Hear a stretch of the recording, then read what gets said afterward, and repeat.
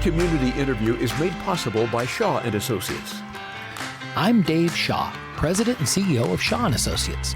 For over 70 years, Shaw & Associates has been your trusted experts for wealth management, tax, accounting, and payroll. We change lives and inspire true wealth, one person, one family, one business at a time. Shaw & Associates is a wealth management investment firm that specializes in taxes, serving as a fiduciary, putting your interests first. You can find more information or schedule an appointment by calling 530-674-1150 or on the web at shawassociatesinc.com. Shaw & Associates is proud to support community radio. This community interview is made possible by Shaw and Associates. I'm Dave Shaw, President and CEO of Shaw & Associates. For over 70 years, Shaw & Associates has been your trusted experts for wealth management, tax, accounting, and payroll. We change lives and inspire true wealth, one person, one family, one business at a time. Shaw & Associates is a wealth management investment firm that specializes in taxes, serving as a fiduciary, putting your interests first. You can find more information or schedule an appointment by calling 530-674-1150 or on the web at shawassociatesinc.com. Shaw & Associates is proud to support community radio. And we appreciate Mr. Shaw. I always say that, but we actually have Mr. Shaw in the studio.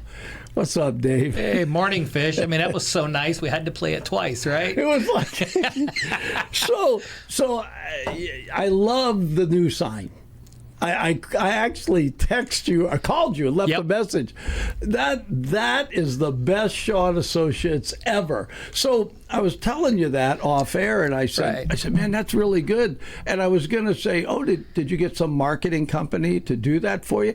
But before I could even ask you, you said, I found this thing and I've been doing it. You did that. Yeah. Yeah. The man of many talents, right? Yeah. No, it just, how this came about was we wanted something that embodied the 250th, birthday of our nation. And we are being a veteran and we love America and everything that we do. It's like we wanted to change things up to show that we, love America and we're supporting and we want to be a part of the 250th that we've been. So we just kind of changed it up for a bit. And so you're probably going to see some more renditions as we were talking, as we get, Pink October, holidays, different things. But there are important dates coming up that you could change it for. August 1st is my birthday, so you could do the Fish's birthday one. Hey, be careful. I may send you one to put up there. Yeah, think of it. I should know better than to tell you stuff. I can see it now. Instead of the America 250, there's a big, striped bass up there or something, Oh, my gosh. So at the risk of getting a little political, right, because unfortunately there are financial things that are involved in our politics, right? Mm-hmm.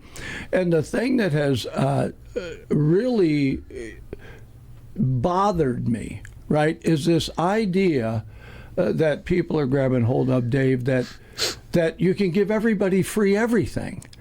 And I can't get that to work in my mind because I think, well, the government, you and I are both military. Mm-hmm. I want the government to spend money on the military. Right. I want to be safe. And I think about things like that. But then when you talk about, well, you're going to get free health care, free education, free housing, who's paying for that? So I thought, well, when I get Dave on today, at the risk of being political, do people just not understand that money's got to come from somewhere? Where does it come from? Yeah, it's when you look at it in the big picture, Fish, it is political, but it's also, what our nation is founded on, okay? And, people that are talking about there should be all this free stuff, and you hear this whole new movement that's going on with the Democratic Socialists where they want to just, like you said, give everybody everything. No ifs, ands, and buts about it. It's communism. It's communist. We are a constitutional republic, and it operates with free markets. And that system works. And at the end of the day, if you look through history, different things that have taken down different nations and empires over time has been these shifts like this that has taken it to where it starts with, we're going to take it away from the wealthiest and give it, and that's a redistribution of wealth, and then all of a sudden they just keep moving down and keep moving down and keep moving down to the, to the point to where we are totally dependent and reliable on the government, and they have control of everything. And that is not the United States of America. That is not the economy that we run in. We don't want that. Now, I totally believe that we have to give people a hand up and help bring them up out of their circumstances. Absolutely. But we have to get away from the handouts and enabling people. One of my favorite presidents, Ronald Reagan, he had some great, little sayings, and he said some of the scariest words he ever heard was, "Hi, I'm from the government and I'm here to help." Well, I mean, if you've been in business at all, ever, you know that if a regulation comes out that addresses, they don't call it a tax, it's a fee. Right. It's the same thing. Right. And after a while, you start looking around. You say, "Man, I'm paying this and that. My phone bill has got fees on it, extra fees. It's like I didn't order that. I ordered a phone, right? Right. And it's insidious. It's everywhere, right? So I understand that point where they'd say, well, the government's taken too much money in too many different ways, and I think California, I could be wrong, we're either one or two in the people being taxed. So I get that, but at the same time, if the government has to have some money to operate, but this idea of the government now decides, like I'm a Christian, so I want to give where I want to give. But if the government says, I'm going to take your money, Fish, and I'm going to decide where you give it, right? I just think that's wrong. To me, that's wrong. Well, you go back to, our nation was founded, 250 years ago, 1776 to be exact. Yeah. It was kind of coming before that, but in those early years, you look at our nation's history, we had to learn how to function, and we borrowed a lot of money from other governments and things of that nature to get things along. And from 1776 until basically 1913, we did not have any type of income tax. They had different tariffs and things going on that they would use to run the government, but we didn't really have a formal income tax, and they passed the 16th Amendment, and then that instituted the income tax back in, the first one was 1913, I believe. And, from that to kind of where it's evolved, it stayed consistent with the 16th Amendment, but where they're trying to go with some of these notions is absolutely not what was meant with the 16th Amendment on this. So, we're in testy times right now with some of this. There's a far overreach. Government does need some money, so via taxes, because there's expectations. Government's position is basically to provide the basic service and safety and protection, which we've talked about in local government, which is police, fire, roads, water, sewer. That's it. That is the basic mission and obligation of your local government and your government is provide for your safety. That's it. Everything above and beyond that is nice, and I do think that we need to help people, and we need to there's people that's part of our communities that need help, and we need to do that. But there's also got to be some bumper rails and checks and balances and some accountability, and that's where I think a lot of this has come off the rails with taxation and things. Is we will spend money, the government will spend, the federal and more in California, the state government, they will spend things willy-nilly, and it's all being kind of vetted out now with the fraud that's involved in this. And when you put all the different levels of government together, in my opinion, I think the most corrupt level of government is the state government, especially here in California. The federals send a lot of stuff down, then it has to filter through the state. The most accounted for is your local governments, your cities and your counties. There's a lot more accountability because there's accountability from the taxpayers, there's accountability from the state, there's accountability from the feds, but the state kind of writes their own rules and dictates a lot I remember, to us. but I don't know if it was you or, I've had a lot of people, but, sometimes I forget you're in government, right? I mean, Right. even though I know that, you were mayor and you sit on the city council, I always, when I'm talking to you, I always think about money, Dave. You're like, you ever heard of the guy, the Bible Answer Man? No. There was a guy on radio for years.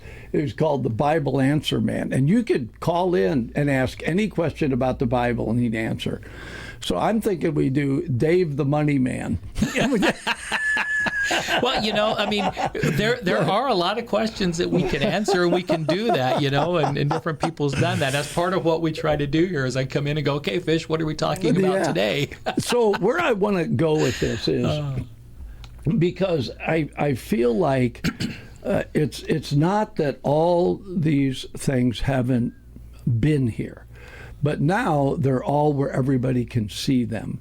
Including the fraud, everything that we've seen during a time of election, seeing things like in California, we get to see how come all this money came in, but it didn't solve the problems that the money came in to solve, right? And so, people are aware of that. And then right in the middle of that is, well, I want everything free. And to me, it's like if you have a child and you pay for everything, including buying their first car, I mean, I can appreciate that if you can afford that. But my question is, at what point does that child learn, if I work and I earn this, I'm going to respect it more?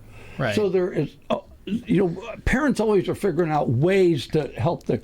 And I almost feel like state government should be more like a parent, right? Instead of wanting to give them everything free, right? Acknowledge that hard work pays off. Yeah. And you're excited about what you have. And we've got so many, our community, in my opinion, we have so many hardworking, honest, diligent people in our community. I don't know if there's any place else like this in California. I mean, I'm sure there is, but it's like we have that. And then all our city and county officials, and I've met so many of them, they're always talking about how can we meet the needs of the people, the needs, right? The things are needs, not how can we give them more free stuff. I've been to city council meetings. I was just at Yuba County's supervisor meeting. It's like nobody's standing up and saying, hey, how can we give everybody everything free? I think they know better. Yeah. When you get to the local governments, most of the stuff that is put upon us is mandated by the state. And the state will put forth mandates of how we have to do things, or money we have to spend in certain areas. And a lot of times it's like, you've got to do this, but we're not giving you any funding for it, but we want you to do this. But you still have to do it. And it gets back to that basic, everything gets really back to the basics. Local government, especially the city, is police, fire, roads, water, sewer. That is the primary function of the city. And then anything above and beyond that is things that we're able to do and give back to the community. It's something has to change in order to fix that system, and it's going to have to change at the state level. And just look what just happened, and then we can shift and kind of get back to the economy and stuff. But the state legislature and the governor, they just signed and enacted a huge tax increase that now we're going to be paying tax on software and different things of that nature that we have never had to pay before. So it's healthcare is going to have additional taxes on it. Software is going to have additional taxes on it. And the question is, why? They haven't justified at the state level what they're doing with their funds already, but now they're going to drum up billions more through all of this taxes, and that continues to drive up the cost of what our communities, the members of our communities, the taxpayers, the constituents, the residents of the hub area here, it diminishes. It takes away our buying power because the state is in a money grab. And it's very, very sad. And until the state, and I'll just leave the state right here and all the political stuff, until the state learns to live within their means, and we have a change of leadership at the state, nothing's going to get any better. But you can definitely draw a line back to where we're at now with what's going on in California, to our governor and to the leadership in the Assembly and the Senate that has passed a lot of things. We've been taxed without representation. They have just spent money on things that Californians overwhelmingly said we don't want. So, something's got to change there, honestly. So you're heading right in the direction I want to go. And all right. All right. So let's say that Newsom's the dad, right? And all Well, he his thinks leadership. he's your dad. Huh? He thinks you're your dad. Yeah. And leadership is your mom. So they're bad parents, Right. right? Financially, right? They're not helping the kids. Right. And so, yes, I agree, a change needs to be there. But now I want to switch it to locally and then say, hey, Dave, what can we do in Yuba Sutter to secure the money that we do make? How does an individual look at this and say, I can see that's not effectual, right? That's not working. So how can I take my personal finances, whatever money I get and how it comes in, what's the best things I can do, right? Whether I'm a parent and got kids or, I'm a 17-year-old kid that just got a job, right? There's got to be some financial principles that apply all the time, and they're always rock solid. Yeah, it's really just being, financially stable, financially accountable to your own self and your own household and your family. Okay, so the first thing, just like I talked with the state, live within your means. I don't know, not to offend any Joneses, but we grew up in our area with the old saying of keeping up with the Joneses. Yeah. Just because your friend and your neighbor goes and buys a new car or buys a new boat or a new, whatever they do doesn't mean you have to do it. You've got two different checkbooks, they've got theirs, you've got yours. So first of all, live within your means. The basic cornerstone, as I call it, to any successful financial plan is a savings account. That is the cornerstone. When we start looking at that, you have to have that cornerstone in savings, and it's not meant to be there to be put at risk, to try to get a high return or anything like that on it. That's your self-insurance plan. That is the money that when the car breaks, the house needs repairs, there's an unexpected medical cost. So anything like that instead of putting it on a credit card or instead of having to go borrow from someone, or you borrow from yourself out of savings, you deal with it, and then you replace that and pay yourself back. So I'm just going to flip a couple times as you go. So if I'm hearing you, then the city should have a reserve or a savings account. The county should have a savings account. Right. And our state, if I understand the condition of our state, we don't have a savings account, neither does our federal. Right? They're botching it here. Yeah. So I get it. That's good. So that's number one. So I should look for and I know I live in Yuba City, and you're on the city council. So I should look for taking care of making sure I'm living within my means, and then I should want the city council to live within the means of the money that comes in, and then the board of supervisors. I'm just picking on Sutter County, but I work in Yuba County. I mean, it's like, let's pick on them over here. No, I'm kidding. But I guess what I'm saying is, Dave, the basic principle for finance for an individual, does that automatically go into government? It applies to everything, because even Fish, you have a business here, okay?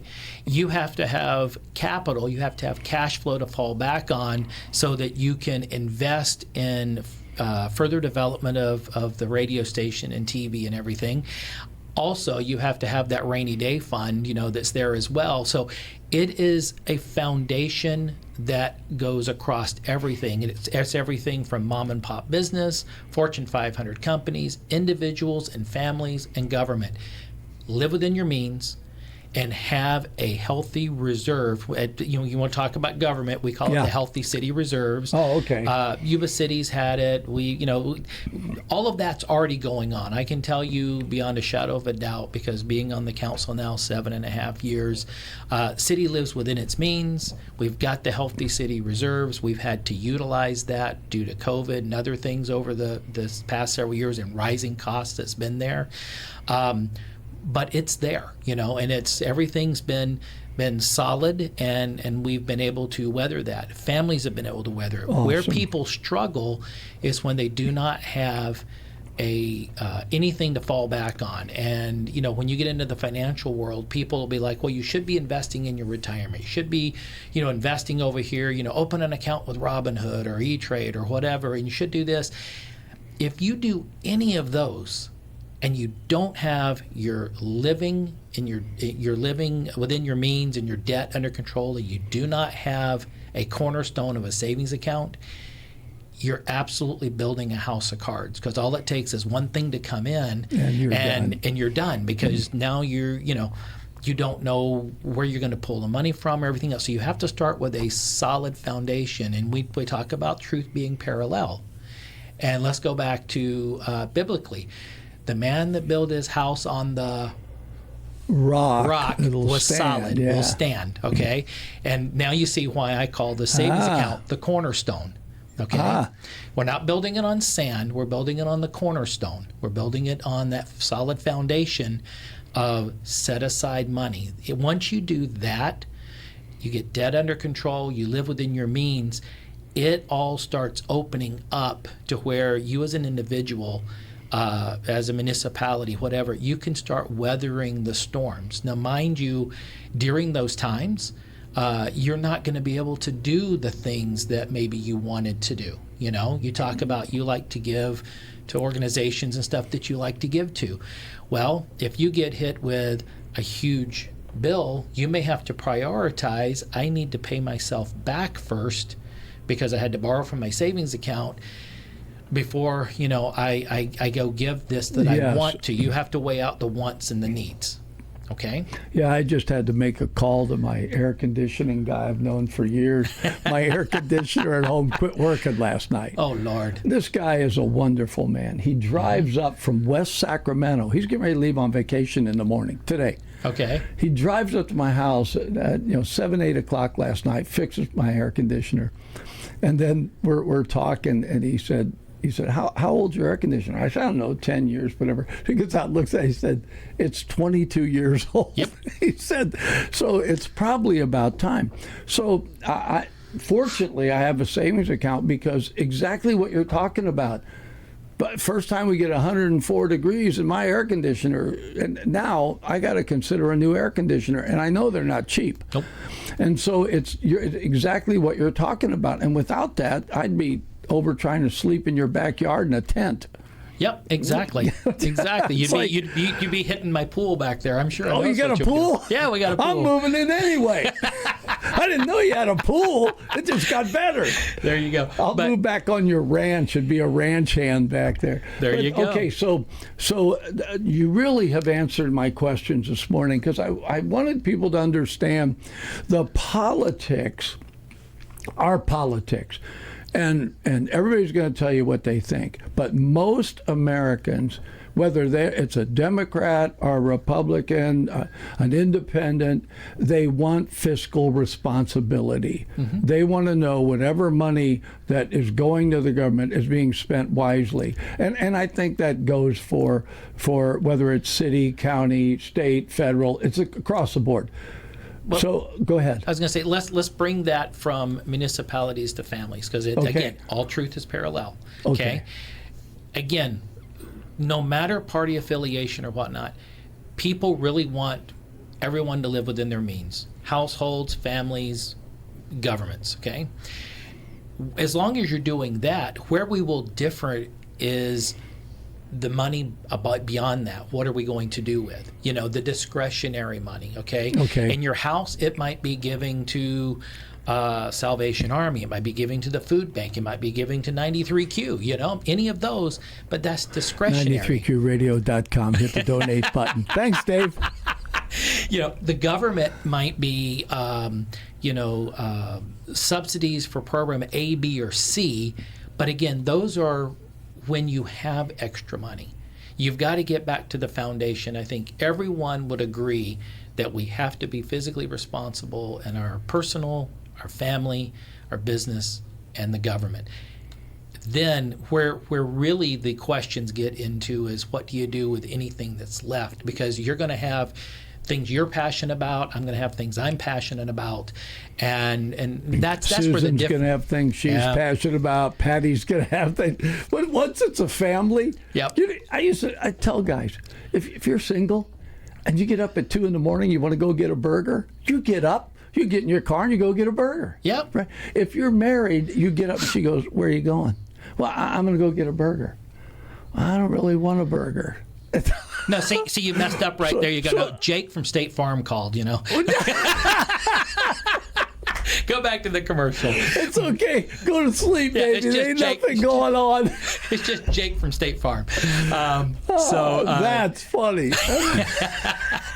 No, but now let's bring in the bigger picture. Yes. Because people will say, well, I can't do this for my household. I can't do this for my business. I can't do this for the government because the economy is rough. So let's bring back to what I deal with every day and what I do through Shaw and Associates. We're a wealth management firm. We're managing millions and millions of dollars for retirement plans and individuals, and then we've got to deal with the taxes as well. So as we look at all of those, the numbers this morning, when you look at it, unemployment is low.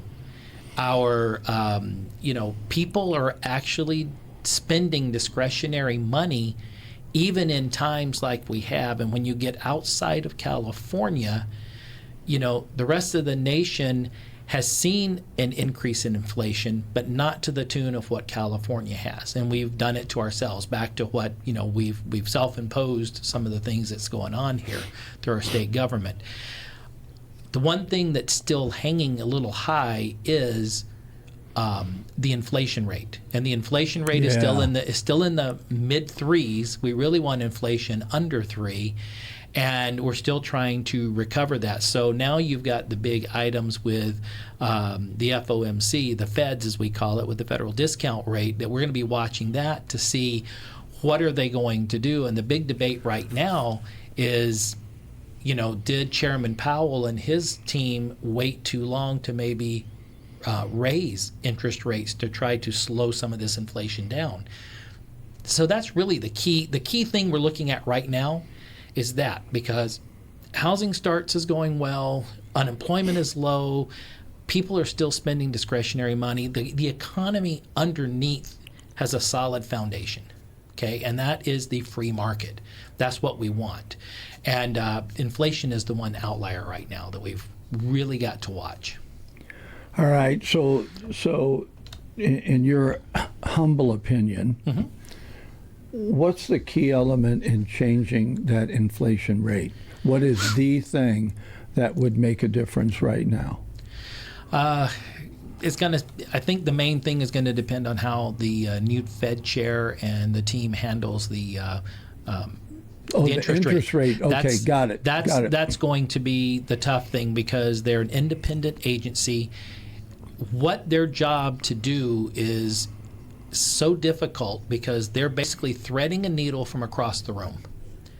That's how difficult their job is. If they do things too late, you get inflation. If they do things too early, you get inflation. You got to be right in the right timing. You got to watch all these other things coming together to make it work. I think once the conflict is over in the Middle East, And once that, stabilizes a little bit more, and this is nothing new. This has been going on for over 50 years. Yeah. Okay. So yeah. this is nothing new, but once this stabilizes, and stabilizes means we need resolution to this, not the same stuff we've dealt with for 50 years. Okay. Exactly. Once that happens, I think everything will start falling in line because there's a huge investment in America right now. There's companies that are expanding and growing. Again, wages are up, discretionary spending is up. There's a lot of things going on. I think that is the one final piece of the puzzle that's going to pull it together.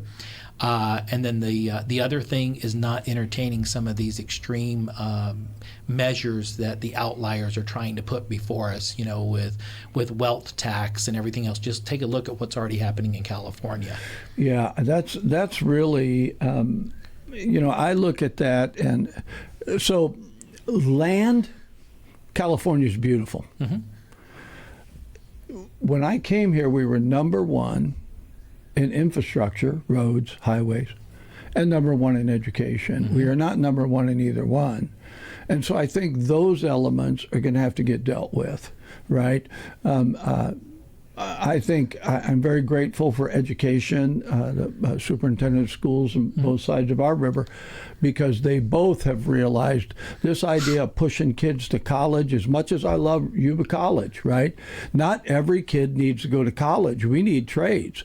I I can't remember what union it is, but they take apprentices. 218. Is that what it is? Mm-hmm. So they take apprentices so kids can get in there. I just found out the sheriff's department, the jail, if you're 18 years old, you can go apply. They'll train you. Mm-hmm. I mean, we've got jobs available here, right? Because the people here are willing to hire. And so I know I hear about the closure of some businesses, and I think that's sad, right? I really do. But I honestly, Dave, unless I'm missing it terribly, it would appear as though since COVID, we've actually been recovering. Yeah, we have, and the same token, we've been recovering. Here in California, our state house has pushed down things on everyone that has caused businesses to go out of business. It's caused the local governments to struggle. It's caused individuals and families to struggle. Mm-hmm. And the sad part is they've done it in the name of, we're going to do this, but then we're going to help you. Well, you may need one type of help, but they're willing to provide you a different type of help, and it's not meeting your needs. So we've really got to get back to quit trying to delegate everyone's life out of Sacramento. I mean, I hate to get almost political, but that's really well. I warned you in the beginning I was going to go that route because I don't know how to talk about. All right, here's why. So I think this story is true. Bill Clinton was running for office the second time. Mm-hmm. James Carville said to him, "It's about the economy. It's not about all the rest of this. Run on the economy," right?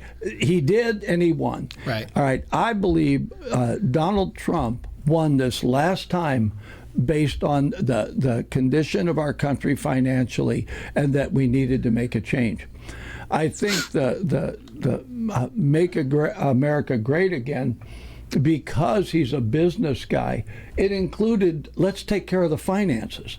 And I think that's why that was that. In my opinion, we need that in California. We need somebody to come in that would be fiscally responsible, look at where it's at and go, okay, this is where we're at, this is our condition, but we need to be, going back to your point, we need to live within our means in California. Right. We can build a reserve. It is possible. And I think if we had somebody like that, if there was in Sacramento, Dave, I believe people would move back to California, right? I think it's an issue of our house. Our California house is not in order financially. That's why I know it's politics, but I wanted to zero in today on the money part of it, right? Because that's what hits all of us. Yeah, you're exactly correct. And you go through all the political cycles, and you can see when the economy is struggling, voters will respond to what's going to be better for the economy. When the economy is good, they tend to drift more towards their own beliefs and philosophies, and that's the ebbs and flows of how everything works in this nation. That's also why we have checks and balances. So, at the end of the day, let's get to our local people here as far as what they can do, and it's really, live within your means. Establish your cornerstone, that savings account, to where you can weather the storm more or less on things when things come your way, and then get debt under control. Really think when you go to buy, whatever, if it's a new car or if it's just this, a new iPhone or whatever you're going to get. Really think about it from a standpoint of want versus need. And if it's not a true need, weigh out the cost of, I really want this, so what am I willing to sacrifice to get this want? And really think about things like that. And if you think about that all the way through, life actually, it works out okay. Okay? Yeah. So. Well, I appreciate you taking the time to do this. We didn't know if we were going to get you in today. Let's clarify that. I'm not wearing these just because I'm super cool today or anything. Yeah, I'm surprised you didn't come in a sequin suit. Nah, I got up this morning and I got something going on with my left eye, and I was over at urgent care when they opened this morning, and they'll get me straightened out here shortly. We do want to make it clear Susan's innocent. She did not do it. It was either her or it was Ewan McGregor, one of the two, All right, I'm warning you because thank you for coming in to do this financial stuff, because I want to stay on it, and I want to move in because you're in Yuba City and you sit on the city council. Right. At some point, I'd really love to, because you're a businessman, so I'd love to have like you come in and Bruce Buttacavoli, are one of the businessmen from Marysville, sit on city council and talk about our cities, because we're really one. Right, and talk about that. I know that Jim Shad was in. He said Marysville now has a reserve, and they're excited. Yeah. Because they have that. And you're talking about Yuba City has that. I just want to encourage people that our cities are doing good, right? They're doing everything they can. They recognize the great need. And I think probably our counties, but I always talk about how great this is. It'd be great sometime to do that, right? So if you'd be willing. I'll see about bringing in our city manager, Robert Bendorf, maybe next month. He cracks me up. Yeah, Robert's a great guy. He is very sharp. And I think between the two of us, it'll be educational, but also entertaining. Yeah, I think that too. All right, Mr. Shaw, we appreciate you. Now you got to go back to work. Yep. You got a real job. Absolutely. And I'm probably going to begin the process. This is Thursday. Tomorrow, Peach Fest. There you go. I am getting my stomach ready for lots of peaches. There you go. All righty, sir. Have a good one. This community interview is made possible by Shaw and Associates. I'm Dave Shaw, President and CEO of Shaw & Associates. For over 70 years, Shaw & Associates has been your trusted experts for wealth management, tax, accounting, and payroll.